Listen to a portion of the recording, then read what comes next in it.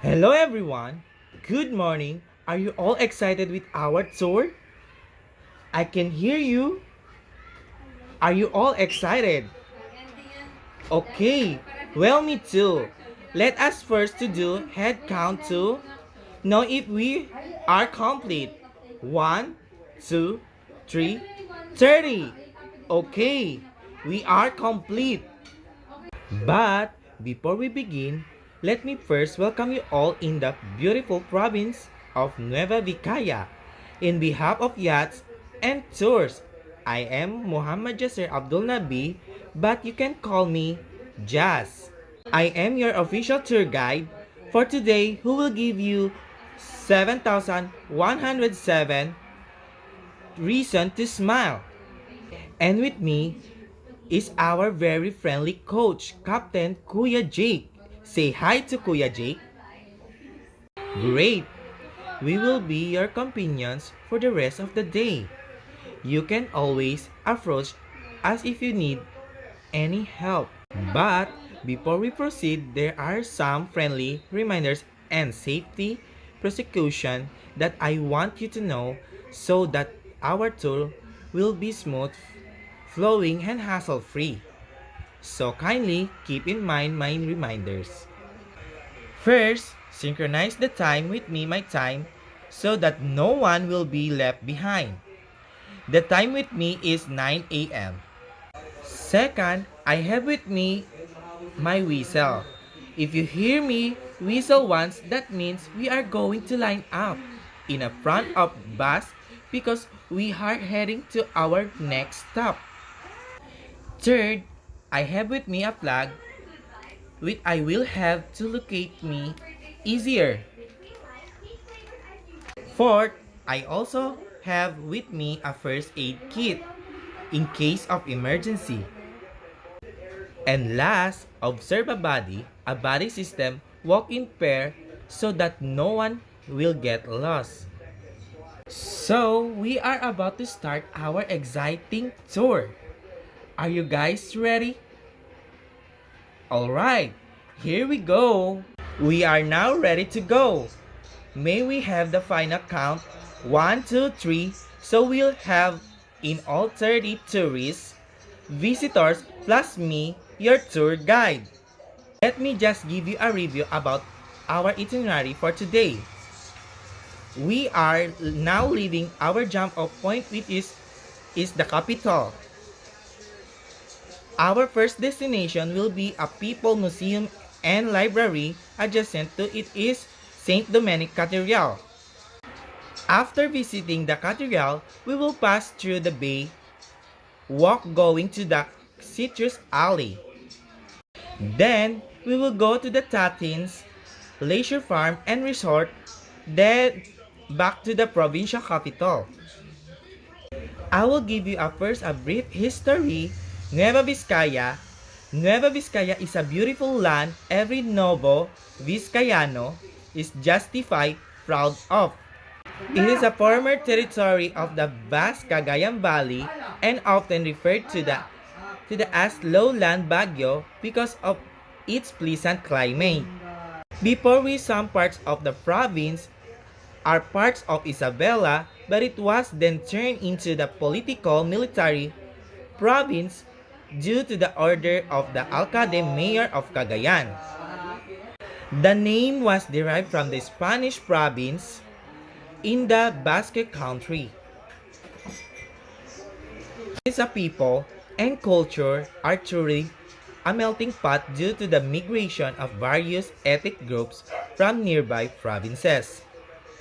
The influx of the civilization and the infusion of modern technology to the life stream of the provinces introduced many immigrants from other provinces to immigrate, contributing to the progress of the province.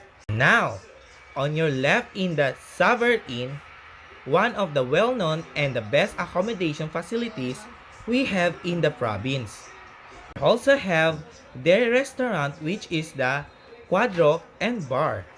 Also on your left is the way going to the St. Mary University. St. Mary University is the first and only private Catholic educational institution in the province. In fact, Bayombong is the dubbed as the educational center of the province because many schools are situated here and students contribute to the life of the town. Going back to the history of the province, in 1942, Japanese troops occupied Nueva Vizcaya. The Dalton Pass in the Santa Fe, which now serves as a tourist destination, commemorates the death of General Dalton during the World War II. Bloodshed happened in the place during the war when joint forces, Filipino and American soldiers fought the Japanese invasion. In 1607, the Dominican order arrived in the province to preach their religious beliefs. It was not until 1609, however, the first settlement was established in the southern half of the province. In 1702, a convent was erected in Burubur, the foot of the Caraballo mountain in Santa Fe, which is a present barangay of the Aritao town. It was on this site the first mass was celebrated and the baptism of the Christian convert was held. We are now approaching the People Museum and Library, so get ready. Get your valuable things with you because we will go down for about 10 minutes. Kindly register your name on the logbook and after registered, please form two lines so that we can start roaming around. On your right is the library where different general reference books are found. If you want to know more about Nueva Vizcaya, then it is a good place for. Features a place where students can concentrate in their studies, make their brainstorming assignment, and prepare for their mind-blowing test. On the other side is the photo gallery where facts about provinces are being displayed and occasionally art works of different local artists is being displayed here. In that room is a provincial tourism office under the office governor. This building is the former seat of the provincial governor before it was transferred at the provincial capital. Today is our jump off point. 3. Let us now go upstairs. Rule number 3 applies in the area, meaning no cameras allowed. Touching the exhibit is also strictly prohibited. This museum speaks for the rich history and culture of the province, a place where remains of our forefathers are being preserved. This museum tells some tales of the great place. These antiques, things you can see here are the things which were used by the antique groups in the province and different people who are well known in the place. My dear tourists, 10 minutes is over. Let us go down and visit the St. Dominic Cathedral. St. Dominic Cathedral is a 200-year-old church which was rebuilt twice due to the fire on April 3, 1987, and an earthquake on July 16, 1990. Yet its 18th century Spanish style is still being preserved. It is the first Catholic church in the province. It is also boast of having the best surrounding church bell in the country. Somebody told me, if it's your first time to visit a church, make a wish and it will become true. Well, it's just a belief.